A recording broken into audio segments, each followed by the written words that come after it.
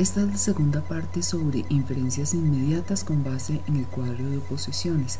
En esta actividad avanzaremos hacia la inferencia de las leyes que rigen los razonamientos a partir de una sola proposición categórica. Por eso dijimos que era inferencias inmediatas. Y nos apoyaremos en diagramas de Venn y en ejemplos. Primero que todo vamos a tener en cuenta este cuadro como ejemplo y a partir de allí haremos todos los análisis de las diferentes tipos de oposiciones. Por ejemplo, si hablamos de moluscos y vertebrados, todo molusco es vertebrado es falso, mientras que ningún molusco es vertebrado es verdadero, y así sucesivamente, como ya elaboramos este primer cuadro. Vamos a detenernos solamente en las proposiciones contrarias, que también establecimos ya que son la A y la E, en tanto ambas son universales. En este cuadro deben observar qué regularidades hay. Para esto tendremos algunas preguntas. Si A es verdadero, ¿cuál es el valor de verdad de la contraria? Y si eso pasa siempre. Si A es falso, ¿cuál es el valor de verdad de su contraria? Y en forma invertida también.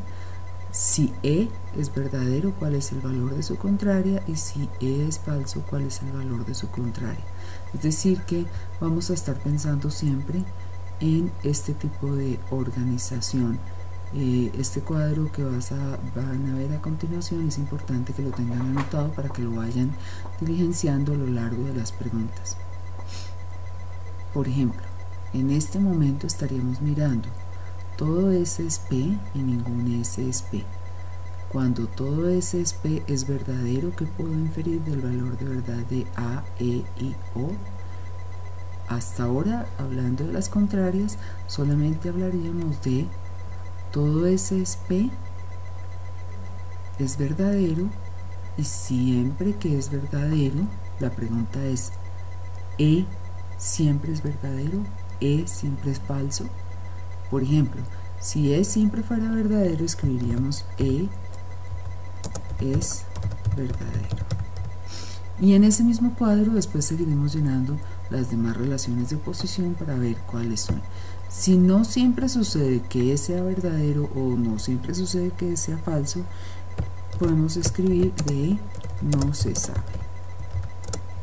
Pero esto iría entonces en el último cuadro. Y diría, si A es verdadero, E no se sabe qué valor de verdad tiene. Puedes hacerlo en forma más sintética diciendo no sé, tengo ahí una pregunta. Bien, ahora este es el cuadro nuevamente para analizar las contrarias. La tarea entonces ahora es hacer una pausa para inferir respecto de ellas. Una vez esté terminado, puedes pasar al cuadro siguiente.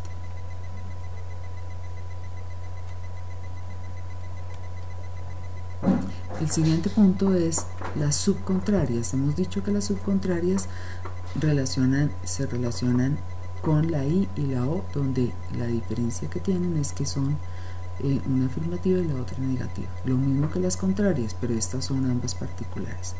Las preguntas son las mismas. Aquí están ya los valores de verdad.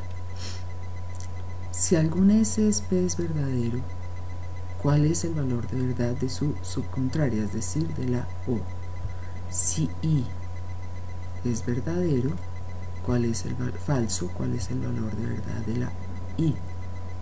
Perdón, si I es falso, ¿cuál es el valor de verdad de la O, que es su subcontraria? Y lo mismo con la O respecto de la I. Es muy importante que tengas en cuenta que no es lo mismo si A, entonces B, que si B, entonces A. Es decir, no podemos invertir la dirección. Ya eso lo han visto en matemáticas, pero igualmente, si llueve, entonces hace frío, no es lo mismo que si hace frío, entonces llueve. Estas son las preguntas entonces para las subcontrarias, y vas a hacer una pausa para resolverlo y llenarlo en el mismo cuadro inicial de la misma manera.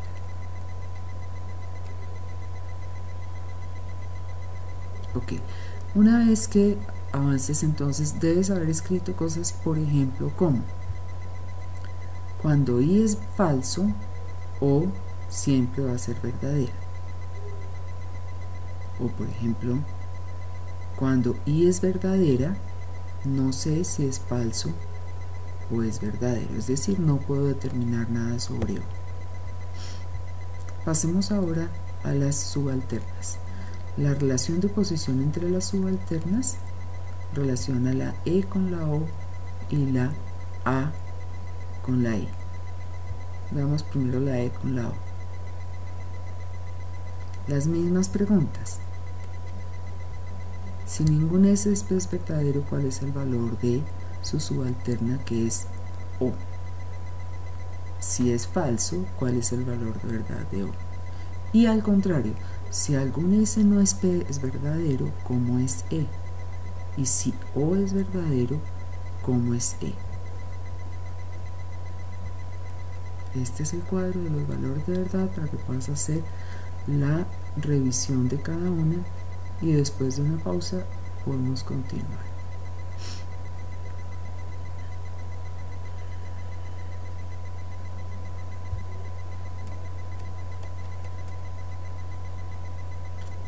Tal vez me faltaron los mismos cuadros para las...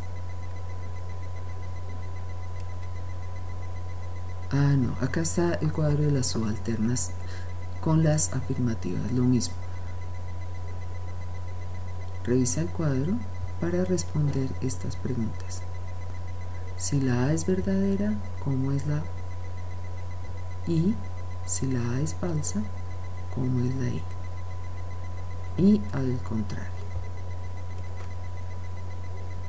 Este es el cuadro de los valores y puedes hacer una pausa hasta completarlo y registrar el cuadro inicial.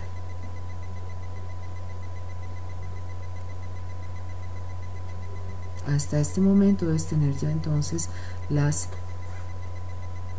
contrarias, subcontrarias y subalternas.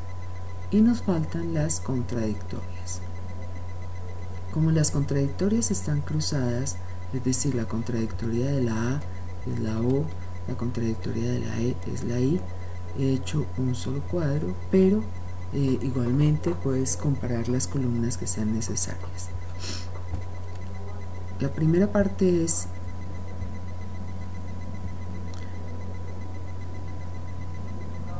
acá dice contradictorias, debe decir contradictorias.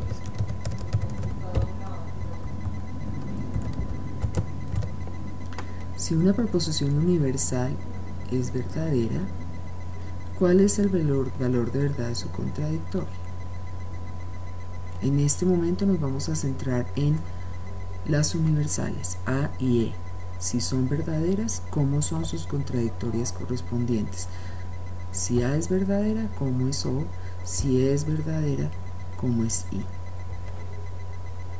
Lo mismo si es falsa, y en el sentido contrario, si las particulares son verdaderas, ¿cómo es su contradictoria, que son universales?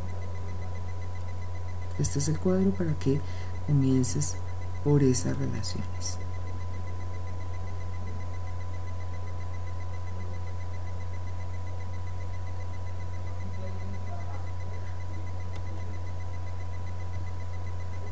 Una vez concluidas estas cuatro, entonces vamos a devolvernos sobre el objetivo de la unidad, inferir las leyes que rigen las inferencias que se pueden hacer con base en una proposición categórica y explicar, teniendo en cuenta la forma, el diagrama de Venn cuando lo requieras y con ejemplos.